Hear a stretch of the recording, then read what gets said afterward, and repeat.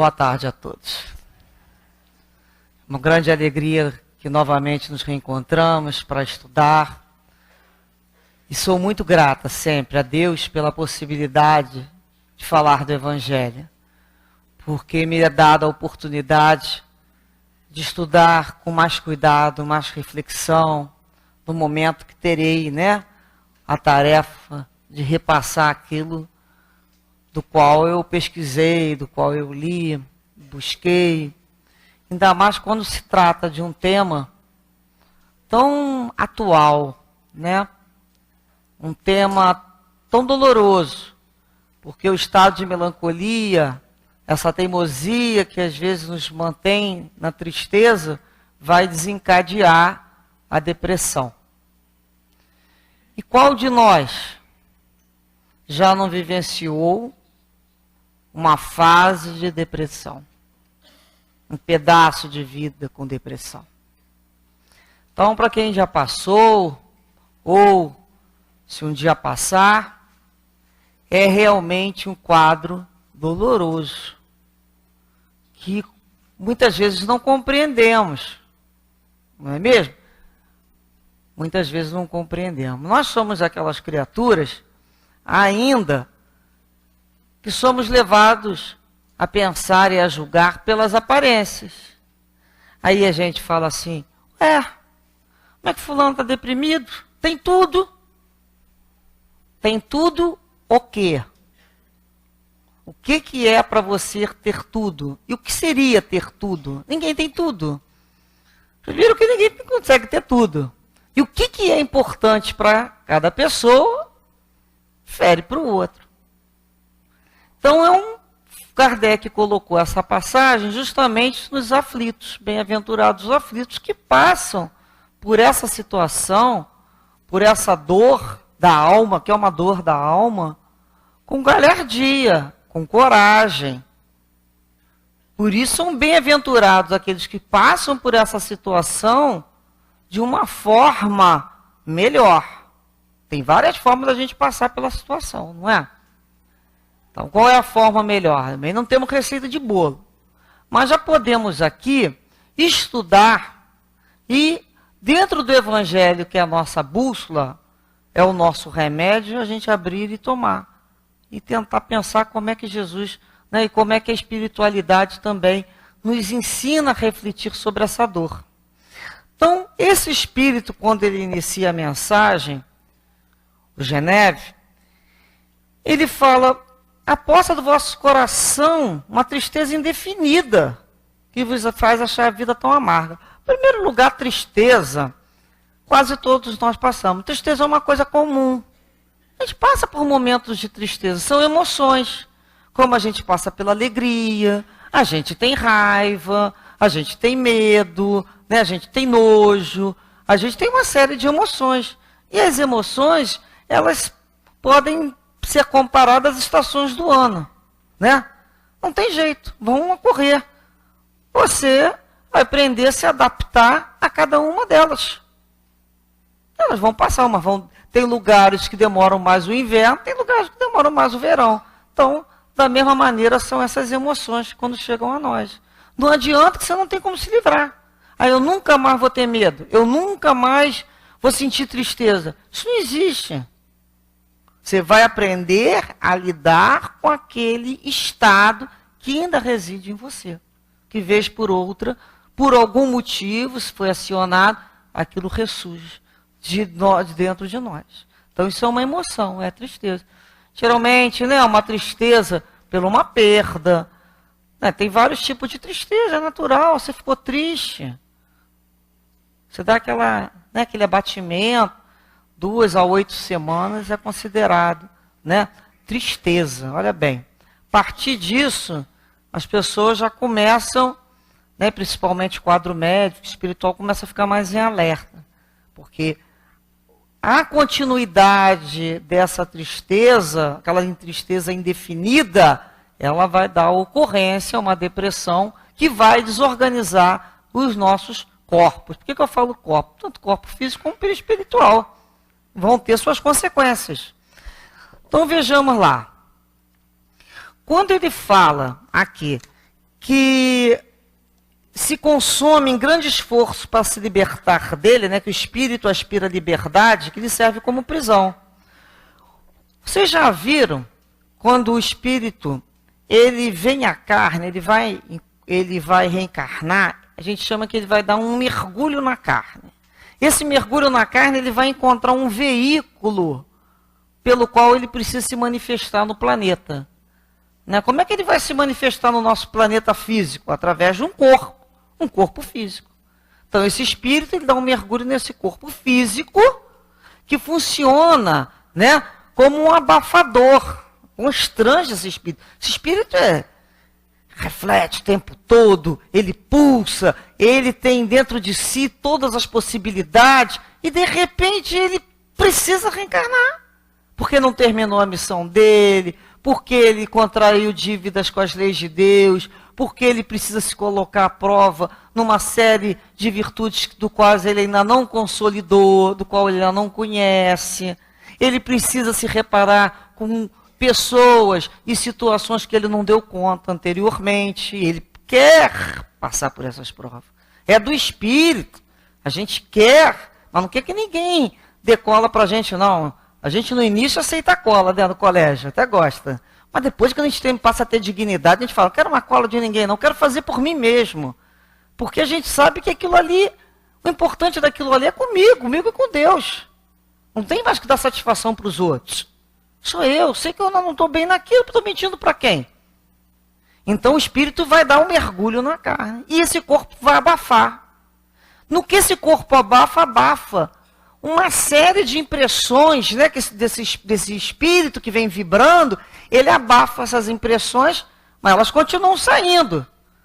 Né? Como a gente imagina aqui a luz, tem aqui um objeto, né, em volta dessa lâmpada, mas a lâmpada continua aqui irradiando aqui o seu calor, a sua luminosidade. Assim somos nós, mas não com a potência que tem, porque tem esse abafador que vai fazer com que a memória seja abafada. Então, há uma oclusão desse espírito no corpo. Esse corpo vai parecer, sabe aqueles escafandros?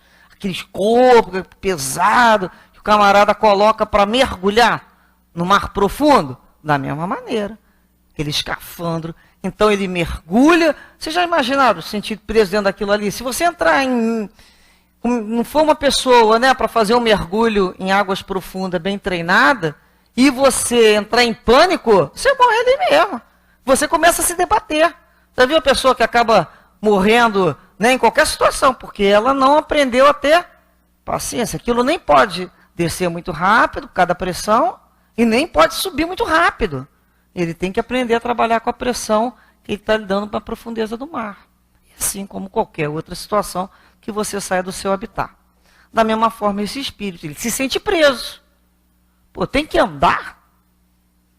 A gente não pensa às vezes isso? Pô, meu pensamento está lá, não sei aonde, eu tenho que chegar lá. Pô, eu tenho que ir andando. Né? A gente se sente assim.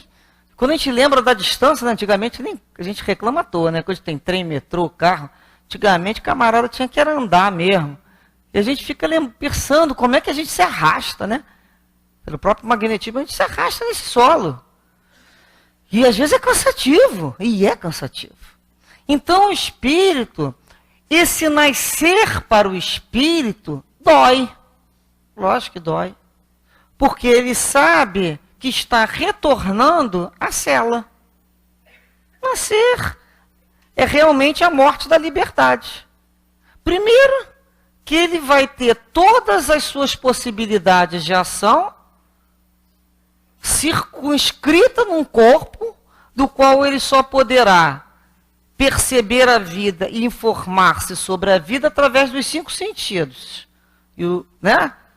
Lá a visão, vai ouvir, vai tocar, isso quando ele não tiver uma deficiência em um desses sentidos.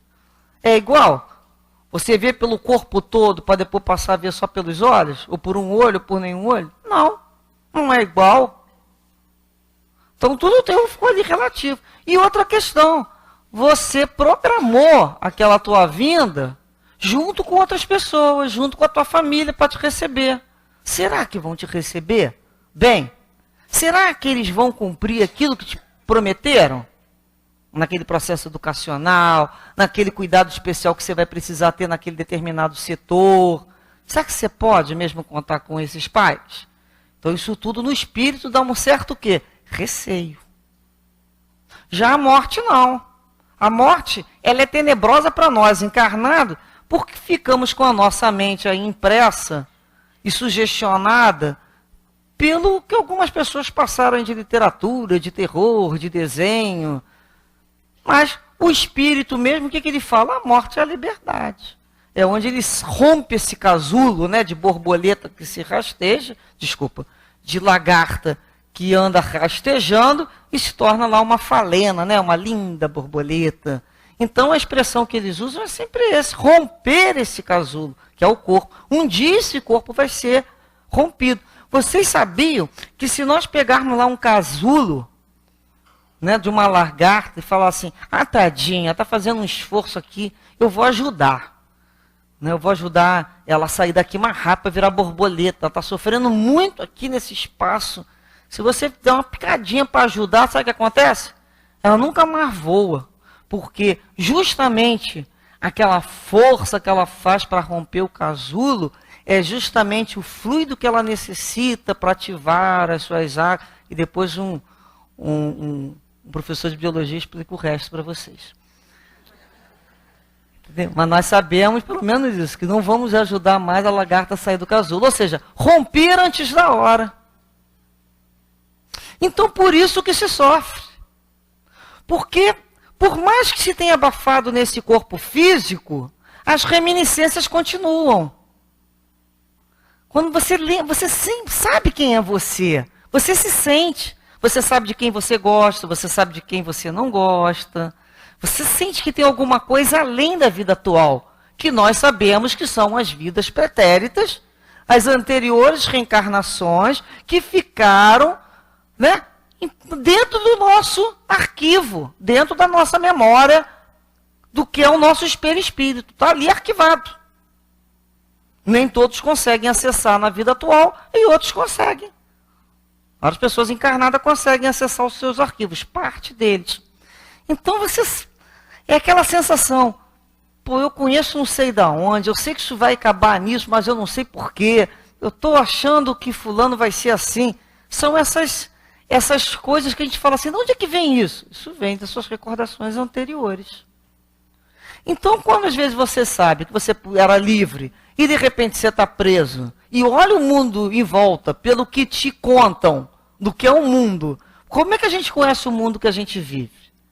Muita pela parte do que nos contam, não é? A gente lê lá na história, a gente vai no museu, a gente vai no teatro, a gente lê jornal, a gente conversa com os mais antigos. Então a gente conhece daquela pequena realidade de mundo, olha só. Não é a verdade. Uma parte dessa verdade. Porque cada um está enxergando esse mundo de uma maneira. E como é que a gente está vendo sendo apresentado esse mundo hoje em dia? Se fosse um ônibus que a gente fala, dá para puxar o sinal e a gente dá uma saltada daqui desse ônibus? Né? Às vezes a gente vê um jovem falando assim, para mim deu. Já nem começou. Pelo menos já deu. Então aquela vontade de, vamos parar, né? Eu passo, não quero mais continuar aqui não. Nada está valendo a pena. As pessoas estão dizendo que isso aqui ainda vai piorar, porque ainda tem gente que ainda vem, né, com aquela nuvenzinha para piorar mais a história ainda. Isso não vai piorar. Esquecidos que nós temos, né, um Pai, nós somos filhos de Deus, esquecidos que Jesus Cristo é o governador planetário desse planeta e que Ele está dirigindo sim, que está tudo certo. E que está tudo muito certo. O aspecto da realidade que eu estou vendo, é que do qual eu não entendo, porque eu não tenho capacidade, é que me dá esse abatimento. Então o espírito começa a querer largar o corpo. Ele começa a se debelar. Na realidade, ele não está gostando da vida dele. É lógico, você está gostando da vida dele, tu vai pensar em ir embora do ônibus, da nave? Não. Mas o espírito não está gostando, ele está inadaptado. Ele não gosta daquela sociedade, Ele não gosta daquela família, ele não gosta daquele trabalho, ele não gosta do corpo que ele tem, ele não gosta da voz dele, ele não gosta de não sei o quê. Ele não gosta de nada. Pouquíssimas coisas ele gosta. Então, o que ele pensa? Os incomodados que se mudem. Né? Isso intimamente, inconscientemente. Então, ele começa a se abater e isso começa a forçar. É como se o espírito forçasse essa porta para abrir. Reparem bem, que até nessa página de Joana de Ângeles, ela coloca, em um determinado momento, resiste com todo vigor às sortidas desse estado de alma. Eles terminarão, se perseveram, rompendo as forças da tua vontade e dos elos que mantêm o espírito ligado ao corpo. Eles terminarão. Ou seja, nós muitas vezes vamos encontrar o que nós vamos chamar de suicídio. São fugas. A pessoa não aguenta mais a própria vida e a fuga vai ser pelo suicídio consciente. A loucura, que vai ser uma fuga de tanta rebeldia pela própria vida, ou um suicídio inconsciente. Ela se deixa abater. Quando a gente se permite abater porque está inadaptado à vida, o que acontece? O que acontece no nosso organismo? As pessoas falam logo o que os médicos? E imunidade está baixa, né? Tal da baixa imunidade, que a gente sabe que é gerado pela tristeza, pelo mal-estar. Um resfriadozinho, morreu de quê? De resfriado. Como assim? Vou embora. Só precisa de um motivinho. Vai pegando o corpo e vai debilitando até precipitar essa porta e abrir. E vai sair na hora errada. E vai ter que responder por isso. Porque cabia a criatura a vencer aquele estado de ânimo. Olha a responsabilidade aí. A gente vai falar, poxa, eu passo por isso tudo e ainda tenho que resistir? Tenho. A vida é o quê? A vida é luta. Se eu não quero mais lutar, para que eu vou viver? Não é assim que se pensa? A vida é luta. Ah, mas eu não quero mais luta. Como assim viver sem luta? A gente conhece alguém que vive sem a luta?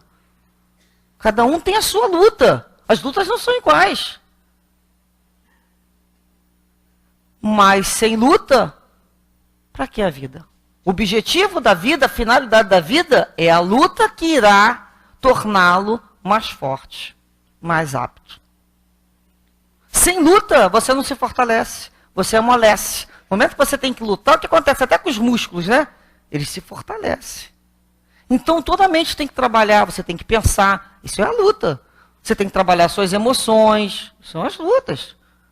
Então, a gente sai daqui melhor que entrou. Porque talvez eu não soubesse lidar com uma situação e eu saio daqui de uma experiência terrestre sabendo lidar um pouco melhor já com aquela situação.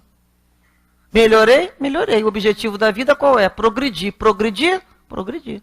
Eu conheci uma nova conquista e comecei a consolidar. Porque o fato de eu conhecer aquela... Eu sei o que é paciência. Eu li 3 livros sobre paciência. Eu sei o que é paciência. Eu sei o que é paciência. Em que sentido? Sei intelectualmente.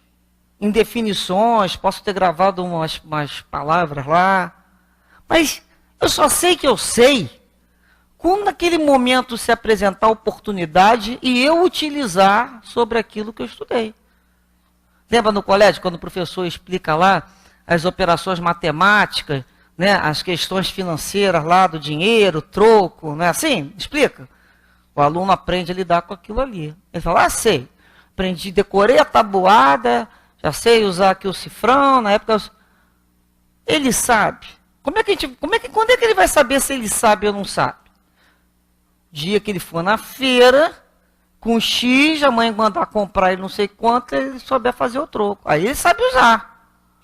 Então ele multiplicou, ele somou, ele dividiu, ele encontrou unidade, ele encontrou quanto é que... Ali ele soube aplicar.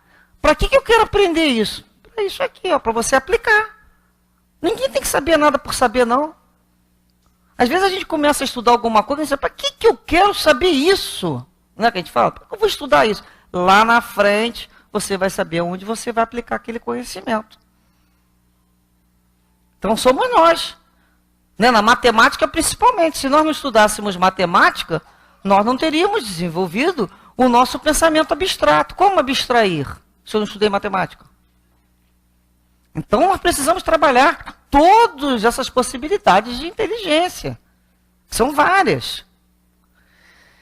Então nós pegamos aqui na questão da depressão, pela ciência, a depressão ela é catalogada, né, numa depressão leve, moderada e grave. Isso no meio na área de saúde, uma generalidade também. Não sou da área, por favor, vamos deixar isso bem claro. Então, há ali uma deficiência de uma determinada substância do cérebro. Em determinado momento, está faltando uma substância no cérebro. Reparem bem, lá para os neurotransmissores, para fazer as sinapses, está faltando uma determinada enzima. E a criatura, ela faz o quê? Bem, se Deus permitiu que tivesse inteligência, se Deus permitisse que tivesse médico, farmacêutico e remédio, deve ser para alguma coisa, né? Deve ser para eu ir lá, me consultar e perguntar o que ele acha. Todos nós. A menos alguém falando, olha, não quero. Eu vou me curar pela minha fé. Então, fica lá botando enzima pela fé. Às vezes vai no médico, conversa com o médico e vê como é que pode ajudar aquilo a ser mais rápido. Então, mas as pessoas querem mesmo testar, às vezes é Deus. Se Deus deu oportunidade, hoje em dia, nós temos isso à nossa disposição. Os postos de saúde estão prontos para esse atendimento. Porque se sabe que determinados tipos de comportamento, de depressão, vai levar ao suicídio. Então, existe um protocolo. Eles têm que informar esse protocolo. Então, isso não é mais caso, isso é um caso de saúde pública. Então, eles são muito atentos na fala, eles têm que ser atentos. O profissional tem que ser atento na fala da pessoa. Porque não é só uma depressão. O que aquilo vai ter como consequência? Poderá chegar. Pode ser genética, dizem. Mas nós conhecemos pais deprimidos que não têm filhos deprimidos, conhecemos pais sem depressão que têm filhos deprimidos. Isso não está sob estudo. Dores crônicas. A pessoa tem um problema de câncer, de AIDS, uma artrite. Sabe o que é artrite, né? Dói pra caramba. Você fica sem andar. Você toma remédio, não melhora. E aquilo é crônico, aquilo não vai passar. Como é que fica o seu humor?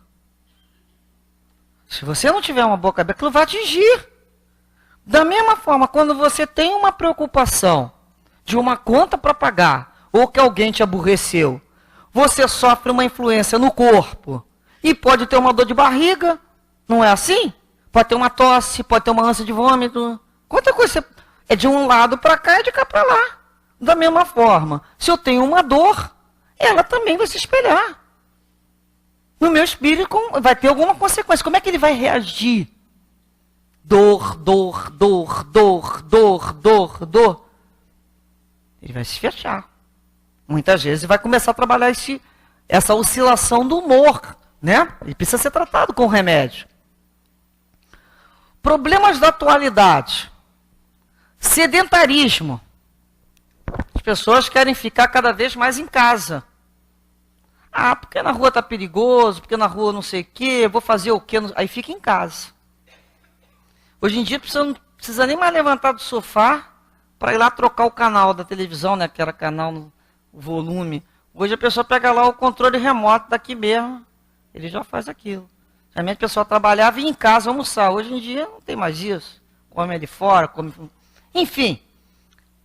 Pessoa, ela não anda, ela não se movimenta, ela não faz atividade física. E está provado que a atividade física é responsável pelo hormônio, né, da felicidade. A gente vê essas pessoas naquela maratona, só de olhada da cansaço, elas suadas, elas estão lá. Você fala assim, meu Deus, que alegria aquela de levantar 4, 5 horas da manhã para treinar. E é uma alegria, a pessoa fica, né, porque aquele hormônio dá um vício, igual o vício do chocolate. Ela quer sentir mais aquela felicidade, aquela sensação, né, de prazer. Então está provado. Então é quando a gente pensa, eu estou em casa, eu não quero sair. De preferência num quarto meia luz. Aí a pessoa bota aquela música, meu mundo caiu. Aí começa a ficar ali, não quero conversar com ninguém. Aí bota outra música, né? Escolhe lá uma daquela bem deprê mesmo, meia luz. E fica pensando no seu umbigo, na sua vida, e comparando com a vida dos outros. Às vezes ele liga lá a internet, vê lá o Face, olha lá, fulano está na praia, fulano está viajando, fulano está comendo isso aqui. E começa naquela sensação de comparação, né? Esquecido que aquilo ali tudo é cascatice. A maioria daquelas coisas ali a pessoa exagera, né? E o outro também exagera que ele é infeliz. E começa a achar que a felicidade é aquilo ali. Porque o outro está rindo, pô, mas rir é fácil. Tirar uma foto rindo, posta aí. Então a gente começa a perceber que nós permitimos esse tipo de manipulação. Aquilo é felicidade. Felicidade mora naquelas situações ou dentro de mim? Será que nós não conseguimos encontrar felicidade? Eu conheço muita gente com dor. Eu conheço muita gente sem dinheiro. Eu conheço muita gente com problemas seríssimos, que são pessoas muito felizes, muito alegres. A alegria está dentro delas. Então a gente começa a destruir esses componentes, sim, mas também esses componentes podem ser o quê? Vencidos. É o que a gente fala, o meio existe, mas eu posso vencê-lo. Então, as perdas. Perda de dinheiro, trabalho, as separações, isso tudo leva a casos de depressão. Não é o que nós estamos vivendo? Perda de dinheiro, então, bate 5, 6 vezes. Perda de trabalho, bate 10. Relacionamentos conflituosos, bate 15 vezes ali. Como é que o espírito vai querer continuar nessa luta? Qual é o ânimo que ele vê? Se ele não entender de vida futura. Ansiedade. Que eu vou fazer amanhã, semana que vem vai melhorar. Olha, eu confesso, eu já tive época na minha vida que ainda estava no primeiro semestre, eu estava doido para chegar ao 13º. Eu não via a hora daquela folhinha sumida ali e eu sabia que eu sobrevivia até dezembro. Então, somos nós, muitas vezes, né, quando jovens, ansiosos para saber se a gente vai viver até que final daquele ano, porque aí ali vai resolver tudo. Aí depois a gente começa a fazer aquela mesma coisa de novo. Aí chega final do ano, aí a gente faz aquelas compras de não sei quantas prestações, e lembra do filho, do cachorro, do vizinho, não sei quem também tem que presentear, e blá, blá, blá. Aí quando a gente vê, está de novo querendo que chegue o final do ano, porque aí sim vai melhorar. E ficamos nesse, né, vai e vem, né, olhando para o passado que eu fiz de errado, me culpando. Se eu não tivesse feito isso. Se eu tivesse feito aquilo outro. E se eu agora no futuro vai chegar, o futuro vai me salvar. Isso também é um motivo de depressão, de uma grande dor de alma, né? O medo. Como é que a gente pode falar do medo? É um medo de não darmos conta. O medo leva à depressão. O medo nos paralisa. Estou com medo de não dar conta da minha vida. Eu, como espírito, sei que eu tenho que resgatar uma série de situações do qual eu me compliquei lá atrás. Eu sei que eu vou passar por dores, por sofrimentos, tanto físicos quanto morais. Eu estou com medo de não dar conta. Eu acho que eu não tenho força para isso. É um motivo de depressão. Se abre o jornal, você liga a televisão, pânico, medo. É uma vibração constante de medo. Nós temos medo um dos outros já. Nós já temos medo uns dos outros. A pessoa chega para nós, você já faz assim, chega devagar, né? A gente já tem medo. Então, como vamos vencer esse medo? Está faltando o quê? Quando vem um medo. E a gente sente muito medo. E nos está paralisando. O que a gente percebe que está faltando ali? Fé. Se tiver que acontecer, vai acontecer. Não foi Jesus que falou? Né? Não está escrito que o Pai, né? Jesus não nos conhece pelo nome? Não cai um fio da nossa cabeça sem a permissão do Pai? A gente não sabe que está tudo dentro da lei de Deus? Tudo conforme tem que ser mesmo? Então é falta de fé. É porque eu não acredito em Jesus, mas não acredito, acredito que ele exista, mas não na possibilidade dele e nas promessas que ele fez. Então, eu estou sendo bifronte, tem alguma coisa errada, eu estou com duas cabeças, por isso que eu sofro. Ou eu acredito ou eu não acredito. Porque falar que eu acredito em Jesus e ficar o tempo todo com medo tem alguma coisa. Uma coisa é ser prudente. Prudência, sim. Medo, não. É aquele momento que você fala, Senhor, está em suas mãos. Fiz tudo o que eu tinha que fazer, assumi todo o protocolo, fui prudente. Não sei o que vai acontecer. E o que vai acontecer?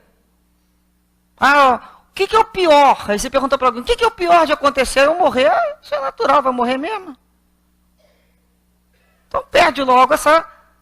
já vai começando a se desapegar de si mesmo e do corpo. Vai morrer mesmo. Só que a gente tem que ser prudente.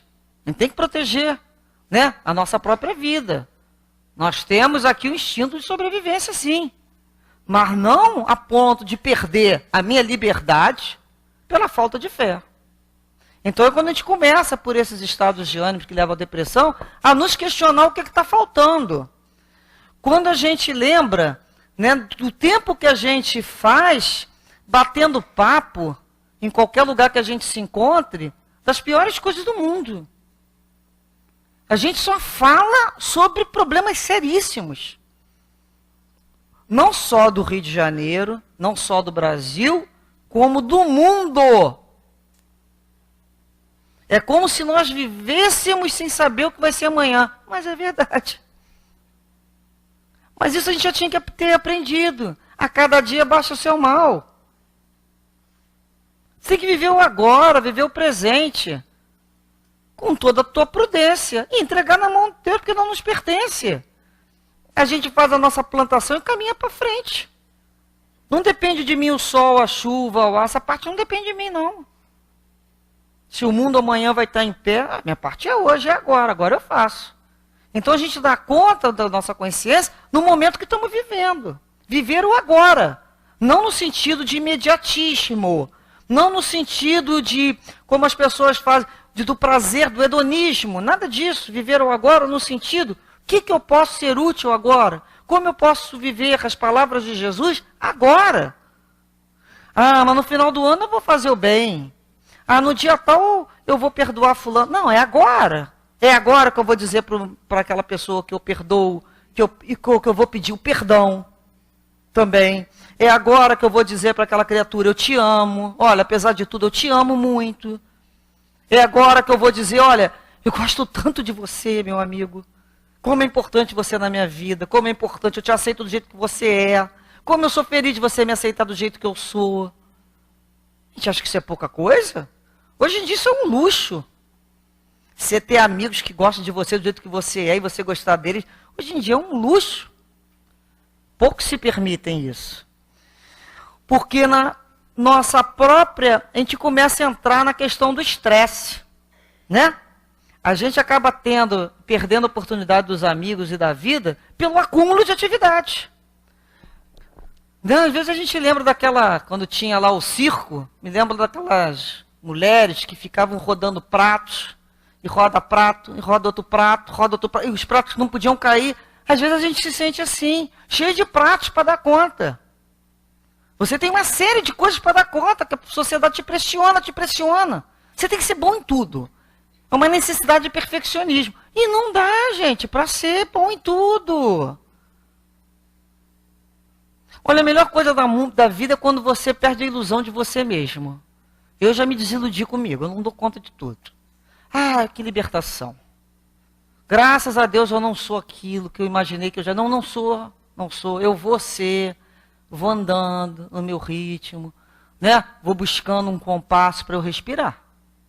Porque o mundo atual, se eu for ler todas aquelas notícias, tudo aquilo que está no Google, tudo aquilo que eu tenho que aprender, eu vou entrar no estado de loucura. E não consigo pegar um livro para ler mais. Tem alguma coisa que não está funcionando. Eu trabalho o dia inteiro, como todos vocês. Chega e acaba o final de semana e te fala que não fez nada. Mas eu não fiz nada. Como não fiz nada? Eu estava fazendo o que então? Que nada é esse? Nada que me desse prazer, às vezes.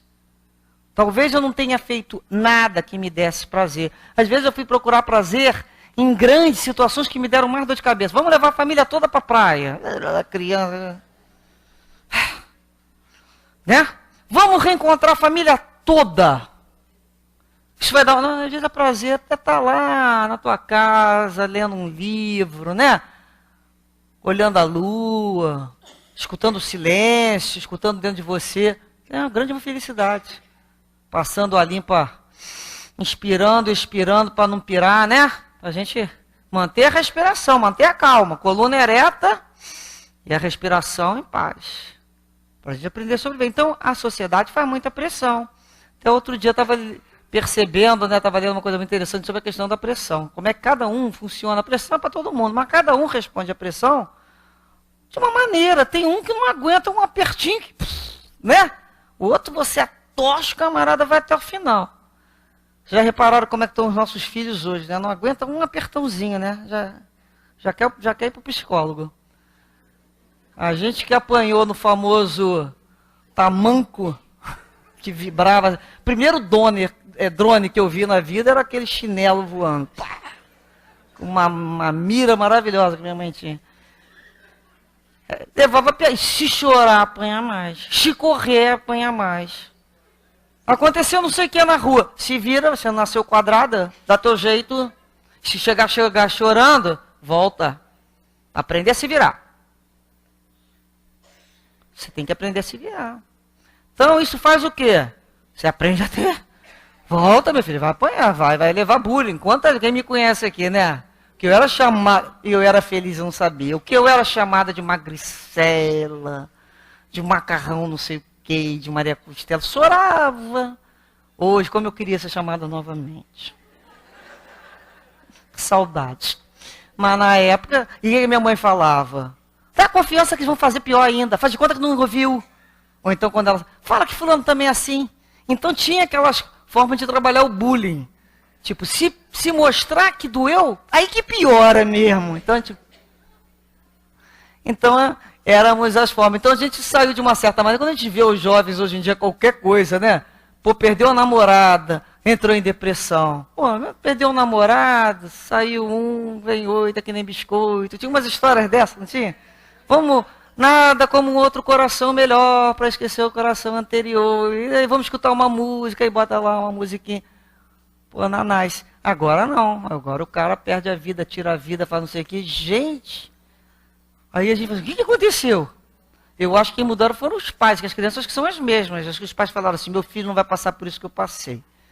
Tanto é que meu filho fala, a mamãe pensava que me batia, ela só limpava a mão.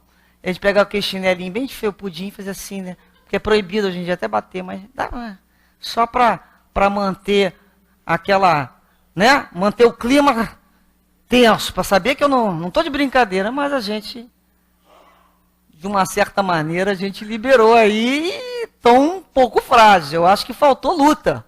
É quando a gente vê que faltou a luta. Então tem lá a cenoura, que a gente vê que é dura. Tem o ovo que é frágil, né? E tem o café que é um pozinho. Se você botar os três para ferver, lá na água, cada um vai responder de uma forma diferente. A cenoura que era durinha, fica molinha. O ovo que era molinho, frágil, ficou durão. E o café? Virou, ele transformou aquela água. Então o que eu sou? Às vezes a gente é um banho de cenoura, que a gente fica acima na hora. Primeira coisa, a gente já começa a fazer aquele drama. Outros não, que a gente acha que a pessoa é até ali na hora, uma firmeza, uma dureza. E outros transformam a situação.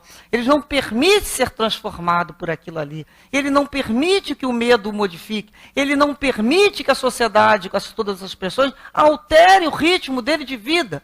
É como se dissesse assim, olha, o seu conceito de felicidade não é o meu. Eu não tenho mais pretensão de te agradar. Como isso é libertador.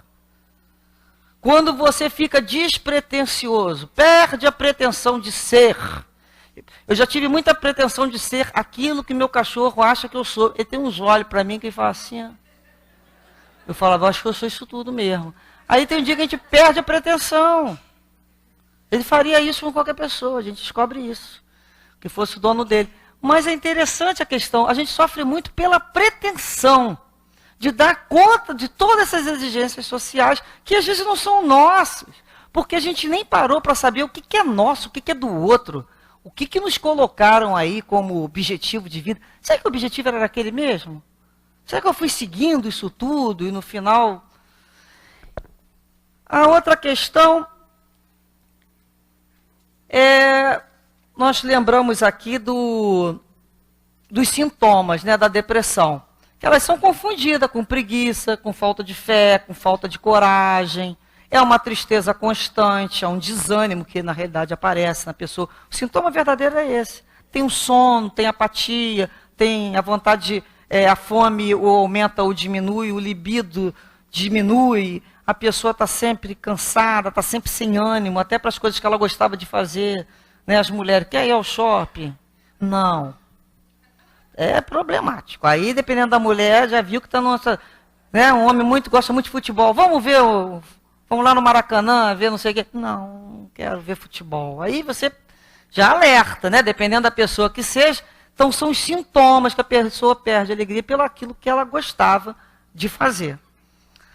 A questão do sono é muito interessante. Tem um texto do Irmão X, psicografado pelo Chico Xavier, do Reformador de 1970, que tem o título como Caso de Consciência. Então, ele conta lá de uma assembleia de espíritos ruins, que estavam reunidos para abater lá os trabalhadores, né, do Senhor, os ceareiros. E cada um tentava uma coisa para prejudicar a vida lá do trabalhador, para tirar ele do trabalho. E no primeiro tentou uma coisa, não deu certo. O segundo tentou outra coisa, lá não deu certo. O que foi prejudicado se tornou a vítima, virou um mártir, todo mundo elogiou mais ele ainda. Aí o quinto, lá no quinto que ele falou, aconteceu uma coisa engraçada. O senhor não vai acreditar o que eu fiz. Aí lá o chefe lá do mal perguntou, né? O que você fez, né? Aí eu comecei a exagerar nas pequeninas depressões das pessoas. Fiz com ela exagerasse aquela depressão. E olha, foi um tal de... Todo mundo pensava o seguinte, estou muito deprimido. Estou muito deprimido, então eu mereço um tempo para descansar. Então um começou a pensar na rede, o outro na esteira, o outro na cama, o outro foi para uma casa de repouso. E é sono que não acaba mais. Todo mundo dorme. Aí ele falou, que interessante. Então o irmão X conta que ele também, né, tinha passado uma vez por essa crise do sono, porque o depressivo tem muito sono. E ele perguntou lá à espiritualidade, né, se aquilo ali não era realmente cansaço. Você fica cansado, tem uma hora que você arranja tanto compromisso, né, é um estresse, que você arranjou muito compromisso, te dá uma ansiedade, porque você tem que dar conta daquilo, e essa ansiedade vai te adoecer. E a própria sociedade vive numa vibração de tristeza, desânimo e medo, junto isso tudo. O meu próprio corpo começa a somatizar isso, registrar. A gente acha que acostumou, só que não, a gente absorve e vai dando as reações. Então, lá na espiritualidade, ele perguntou, né, se aquilo ali podia acontecer mesmo. Então, o amigo dele respondeu para ele, olha, os abatidos nas forças devem buscar refazer-se, porém, cuidado com esse assunto. Ah, eu mereço me refazer, eu mereço me aposentar de vez da casa espírita, eu mereço ir morar lá naquele sítio, né? Aquele sítio que vem lá com aquele título, Refúgio, geralmente tem um nome assim, né? Refúgio do Herói, Refúgio do Valente, nunca tem uma coisa. Então, do guerreiro. Eu outro dia ouvi o refúgio do guerreiro. Porém, cuidado com esse assunto. A fadiga existe mesmo. Existe a fadiga, o cansado. Entretanto, é sempre caso de consciência. Porque ninguém até hoje sabe realmente onde termina o cansaço e começa a preguiça. E é verdade. Tem hora que a gente não sabe se a gente está ali restaurando as forças ou já virou preguiça. É uma linha muito tênue e é uma forma de tirar o outro do trabalho. Ah, hoje eu estou cansado, não vou ao centro não. Ah, eu mereço recuperar minhas forças. Aí também no outro dia eu também não vou no centro não. E quando você vai ver, você está afastado dos seus amigos e das suas atividades. Outra questão que a gente tem que lembrar, que como nós falamos, nós trazemos impresso no nosso campo perispiritual, né, a nossa memória, as nossas experiências. E essas experiências, elas têm um campo, como digamos, um campo do qual elas vibram e se mostram. Né? Os espíritos conhecem as nossas tendências. E dessa maneira, muitos de nós trazemos na realidade do passado, desse pretérito de reencarnações, uma sensação de culpa muito grande. É natural. Imagina quem que nós fomos, né? Ou vocês acham que só eu fui? Não, nós não fomos tão legais assim, né? Então, nós trazemos culpa. A gente hoje em dia tem culpa. Ai, poxa, eu devia ter atendido fulano. Ai, que sensação de culpa, eu devia ter não sei o quê. A gente vive com essa tal da culpa. Até que a gente consegue se liberar dessa culpa um dia. Mas a gente não traz essa sensação de culpa, uma culpa inútil, que não leva a lugar nenhum. Só serve para você criador. Então essa emoção de culpa atrai esses espíritos.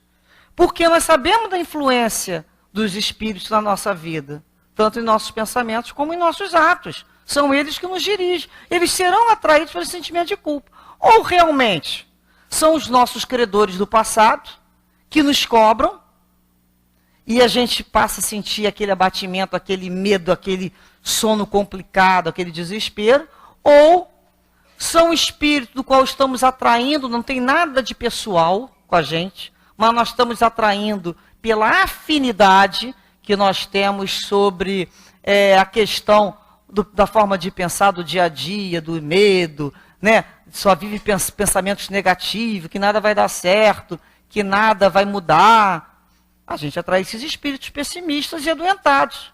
Um fala em doença, o outro fala, eu tenho mais doença do que você. Mas a minha é pior, muito pior do que a sua. E fica naquela disputa de quem é o mais doente, quem tem a família pior, de quem o filho é mais desajustado. Enfim, quem que vocês acham que se aproxima num papo desse? Que tipo de espírito? Do mesmo naipe. Então, aí a depressão tem uma causa o quê? Espiritual. Claramente espiritual. Agora, por quê? Ou porque eu trago sensação de culpa, ou porque eu estou atraindo, ou porque eu estou me auto-obsidiando mesmo. Eu mesmo me auto-obsidio. De tanto que eu me cobro, de tanto que eu me acho imperfeito, do quanto eu me acho ruim. Eu não aprendi a me amar, a me aceitar do jeito que eu sou, a vida do jeito que é, o outro como é. Enquanto eu não aprender a fazer isso, como é que eu vou amar a Deus? Às vezes a gente consegue amar nem o cabelo da gente, a pele da gente, o olho. A gente não consegue gostar de nada. Então são esses espíritos que são atraídos e vêm nesse campo espiritual com um processo obsessivo. E a doutrina espírita vai nos esclarecer, certamente, tanto em termos de consciência do que está passando, como em questões, né, práticas. Olha, meu filho, você teve várias vidas. No que você passou por várias vidas, você tentou inúmeras vezes situações desconhecidas, qual você é iniciante. E o que é mais certo que aconteceu? Você errou. Muitas vezes nós erramos. Erramos porque nos omitimos, erramos porque fizemos erramos porque... Com que objetivo? De aprender a fazer o certo. Ganhar experiência. Aquele erro foi bom, gente. Ele me deu experiência para que no futuro eu não venha cair na mesma situação. Como foi bom aquilo que está acontecendo na minha vida. Senão não teria essa experiência de vida. Então a gente começa a olhar de uma outra maneira. Agora, adianta tomar consciência do que eu fiz no passado, que foi errado, e que me gera na lei de causa e efeito uma série de consequências. Poxa, se eu plantei o mal, eu vou receber o mal. Se eu plantei o bem, eu recebo o bem. Isso é uma lei da natureza, causa e efeito. O fato de eu ter isso na consciência, da doutrina espírita, me esclarece, eu serei consolada? Não. Na medida que eu não colocar isso em prática. Na medida que eu não prodigalizar isso na minha própria vida. Para que serve esse conhecimento? Então é quando eu começo. Para que serve esse medo? Para que eu estou sentindo esse estresse? Por que eu estou tão angustiado? O que eu estou tentando atingir? O que está lá Santo Agostinho no Livro dos Espíritos falando? O autoconhecimento. Como é que eu vou cuidar de alguma coisa que eu não conheço? Eu tenho que me autoconhecer para poder me ajudar. E ajudar a espiritualidade a me ajudar. Mas que tem que ir ao médico. Que a espiritualidade fala, vamos vir ao caso espírita, vamos tomar paz, a água ali com os melhores frutos que os companheiros colocaram para a gente. Nesse momento aqui, a espiritualidade amiga de vocês está procurando uma brecha em alguma dessas palavras ou assunto para introduzir em vocês um pensamento que eu falo, que é aquele pensamento que vai ficar ali, às vezes, em algumas pessoas, 2 dias, efervescendo. Né? Pensamento efervescente. Parando para pensar em algum ponto que seja importante na vida da pessoa. Sim, também tem que ir ao médico. Muitas vezes vai precisar tomar uma medicação apropriada por um determinado tempo, porque às vezes sozinho a gente não consegue. E hoje existem ajudas. Ajudas na área da psicologia, ajuda de um clínico médico, um psiquiatra, o que for. O importante é a gente ajuda de que o céu te ajudará. Então não posso ter preconceito com a ciência também. Tem que ouvir o doutor. O que o cartão nosso aí fala do plástico de cura, né? Não pare com o seu tratamento, com o seu médico ali, o seu tratamento que você esteja fazendo. Uma coisa não substitui a outra. Então, quais são as terapêuticas, né, que a gente pode encontrar? Fazer atividade física, conversar, buscar grupos de apoio, conversar mais com as pessoas, encontrar grupos que se encontram para fazer alguma atividade, pintura, desenho, leitura, coisas nobres, fazer um trabalho de voluntário. Chico Xavier, quando reclamava com Emmanuel que ele estava triste, Emmanuel falava assim, ó, vai visitar lá na vila tal, naquela casinha bem simplesinha, fulano de tal. Aí ele ia e voltava todo alegre, ele descobria que a vida dele estava ótima, comparada com aquele que ele foi visitar. Então, isso é uma terapêutica. Ler um bom livro, fazer prece, rogando por socorro espiritual.